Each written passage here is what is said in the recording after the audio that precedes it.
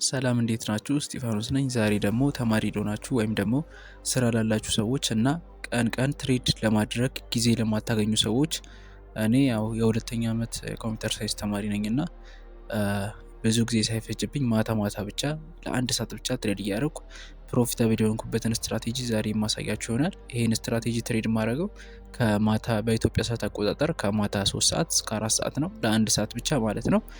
እና በጣም ቀላልና መካኒካል የሆነ ስትራቴጂ ነው።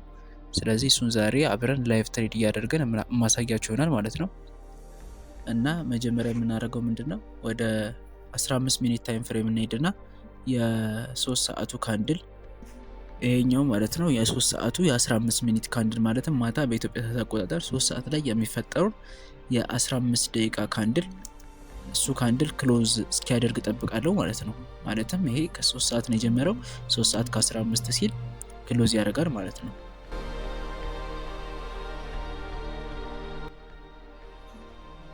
ከዛ እሱን ክሎዝ ካደረገልኝ በኋላ ከታችና ከላይ ማለትም የካንድሉን ሃይና ሎው እንደዚህ ካሰመርኩ በኋላ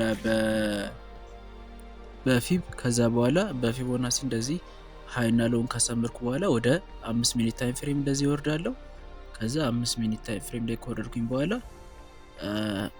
እንትኑ ማርኬቱ ወይ የላይኛውን ሃይ ብሬክ እስኪያደርግ ወይ ደግሞ የታችኛውን ሃይ ብሬክ እስኪያደርግ ጠብቅና ትሬድን ወስዳለሁ ማለት ነው። አሁን እዚህ ጋር ሪስኬን አጀስት ለማድረግ ነው እየሞከርኩ ያለሁት። ሁሌም ተመሳሳይ ሪስክ ስለሆነ የምጠቀመው እሱን አጀስት እያደረኩ ነው። ግን ከዛ በኋላ ልክ ወደ ሃይ ብሬክ የሚያደርግልኝ ከሆነና ማርኬቱ ወደ ታች ለመመለስ ምንም አይነት ፌር ቫልዩ ጋፕ ከሌለ ወደ ታች ሊመለሰው የሚችለው ቀጥታ ወደ ባይ ገብቼ ስቶፕ ሉዜን የሃይና የሎ ያሰመርኩት መሀል ላይ ያለችዋ መስመር ላይ አደርግና ቴክ ፕሮፊቴን ደግሞ 1 to 1 ታርጌት ታደርጋለሁ ማለት ነው።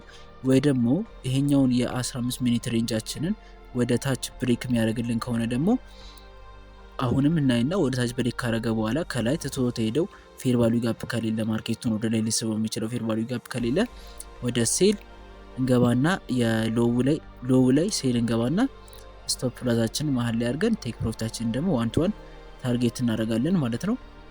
ፌር ቫልዩ ጋፕ ምናምን ካለ ደግሞ ወደ ላይ ለምሳሌ ማርኬቱ ወደ ታች ብሬክ አድርጎ ወደ ላይ ሊስብ የሚችል ፌር ቫልዩ ጋፕ ካለው ደግሞ ወደ ላይ ገብተን ሎው ላይ ኢንትሪያችን አድርገን ታርጌታችን መሀል ላይ አድርገን ስቶፕ ሎዛችን 1 to 1 እናደርጋለን።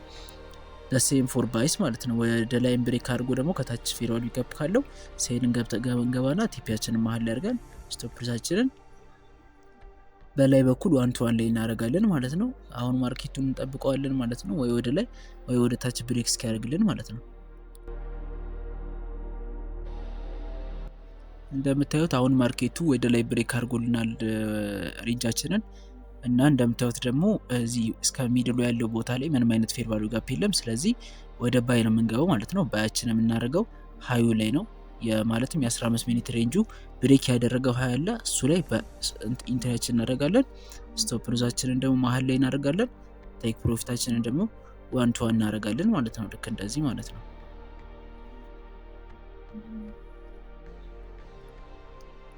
ከዛ እንደምታዩት ነው ያችን 5 ሚኒት ካንድል ወደ ላይ ብሬክ አድርጎ ክሎዝ የሚያደርግ ከሆነ ኢንትሪያችንን ኮንፊርም እናደርግና እንገባለን ማለት ነው። እንደምታዩት አሁን ኮንፊርም አድርጌዋለሁ ኢንትሪውን። ስለዚህ ያው ይሄኛውን ሴታፕ ምን ጠብቅ ይሆናል ማለት ነው።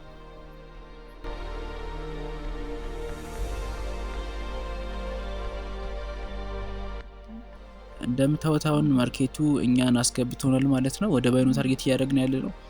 እንደምታዩት ወደ ታች የወረደ ነው ካንድሉ፣ ማርኬቱ ወደ ታች የወረደ ነው እና ወደ ታች ቮሉም ያለው ይመስላል ማለት ነው። ምናልባት በስቶፕ ሎዝ ልንወጣ እንችላለን፣ ግን ያው አንዴ ኢንትሪያችንን ካስቀመጥን በኋላ ምንም መነካከት አያስፈልግም፣ እስከ መጨረሻው ድረስ ማየት ነው ማለት ነው። እንደምታዩት ኦልሞስት ስቶፕ ሎዛችን ላይ ደርሶ ነበር፣ ግን አሁን ወደ ላይ እየተመለሰ ነው ያለው።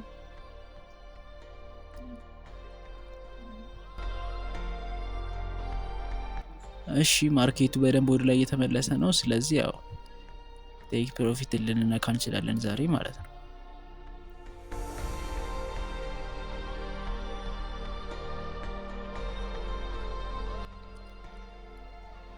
ይሄን ይመስላል ስትራቴጂው። ብዙ ከባድ አይደለም።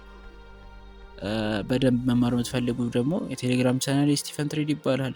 በየቀኑ ትሬድ ሲግናሎች እና ስታፖችን ለቃለሁ። ከዛ በተጨማሪ ደግሞ ቅዳሜና እሁድ እኔ ትሬዲንግ ላይ የጠቀሙኝን ኮንሴፕቶች የማስተምርበት የቴሌግራም ቻናል ነው። እዛ እንገናኝ።